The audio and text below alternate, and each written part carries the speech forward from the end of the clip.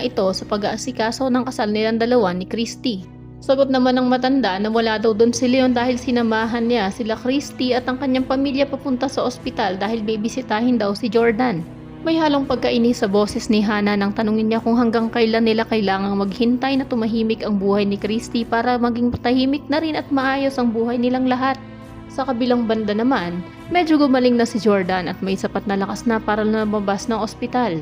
Nagpumilit siyang tumayo mula sa kama, bagay na tinutulan ng mga doktor, kaya naman tinurukan siya ng pampakalma. Sinamantala naman ni Shaira ang pagkakataong ito. Ito na rin ang nakita niyang pagkakataon para i-discharge si Jordan nang hindi nalalaman nila Christy. Nang makarating na sila sa parking lot, ay pinatigil niya muna ang nagtutulak ng stretcher at sinabi sa walang malay na si Jordan na hindi na daw siya matatagpuan ni Christy dahil itatago niya na nga ito. Sa kabilang banda naman, habang papunta na sina Christy sa ospital ay pinakita ni Tori ang bagong gawa niyang bracelet sa kanyang lola Carmen. Ibibigay niya daw ito sa kanyang ama.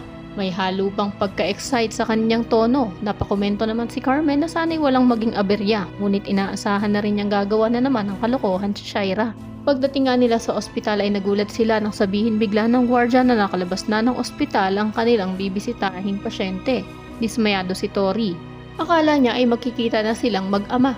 Ngunit hindi naman papayag si Christy na tuluyan na lamang ilalayo ni Shaira si Jordan sa kanyang anak. Nagsampa na rin sila ng reklamo laban kay Shaira at sakaling hindi siya sumunod, ay may kaukulang parusa na haharapin siya.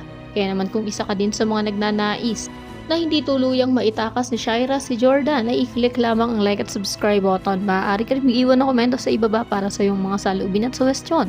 Maraming salamat sa iyong panonood.